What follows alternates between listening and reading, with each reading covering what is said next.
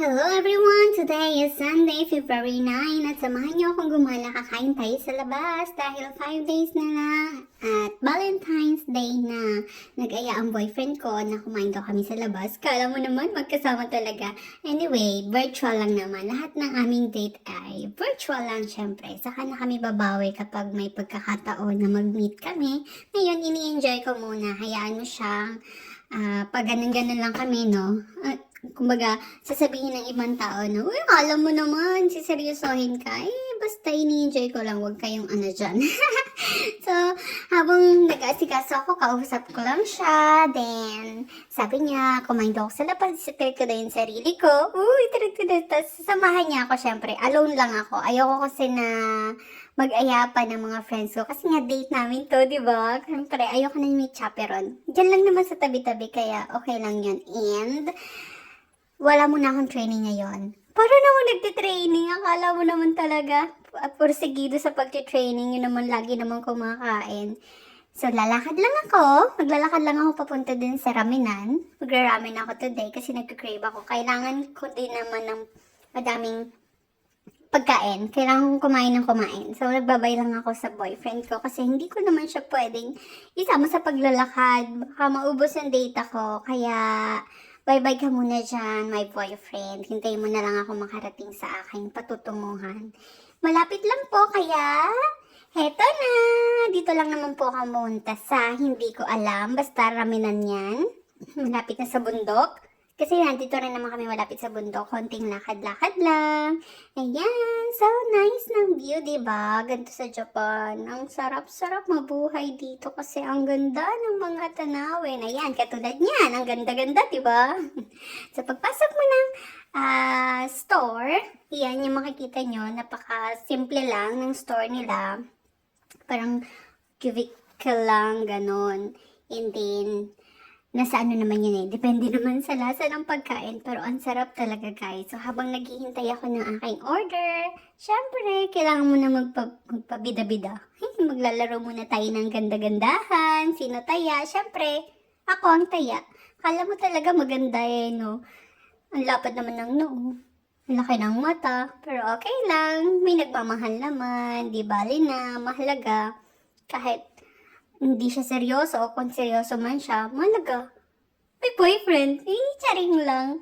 So, ganun lang ang buhay namin. Date lang. Kala mo naman nahahawakan yung ka-date. Kala mo nakakausap. Pero ganun lang, laging virtual. Mahalaga, the thought that counts. Ganun.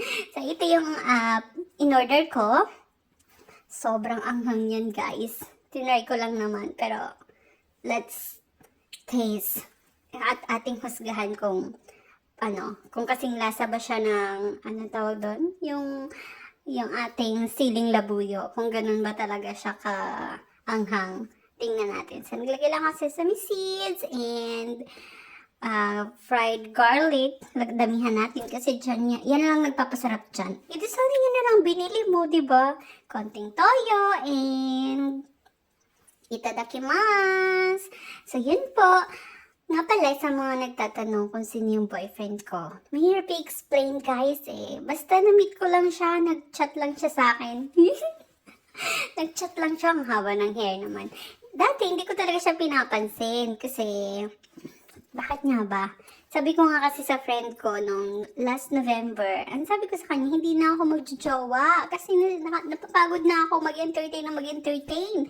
Hindi naman kami nag-meet. Siyempre, ang hirap naman ng LDR, hindi nyo pa nami-meet yung isa't isa. Malay mo ba kung pogi lang siya sa camera or mabait lang siya kasi malayo, mamaya magaya ko dun sa ano ba yun, yung Islabanya ba yun na kinasal, tapos nung pumunta na si girl dun sa Islabanya, biglang pinatay si girl. So, nakakatakot. Sabi ko, hindi naman ako magpa-boyfriend. Kaya hindi ko siya pinapansin nun.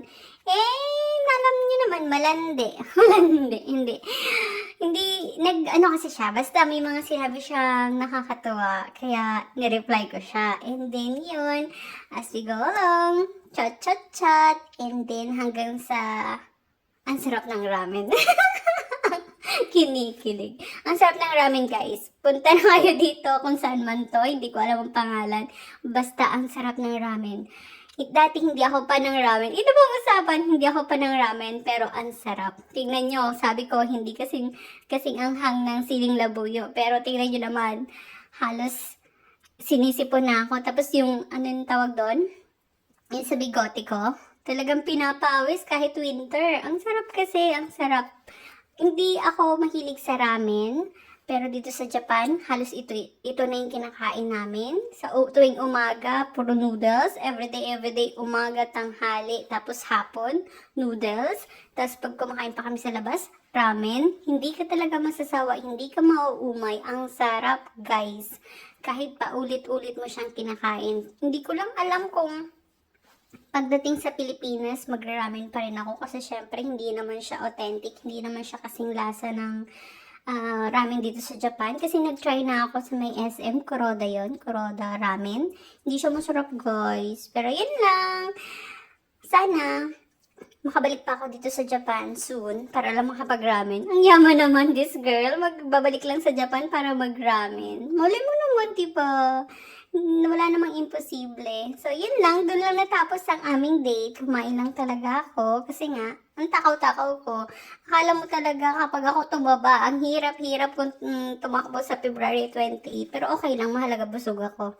So, yun lang guys. Thank you for watching. Bye-bye!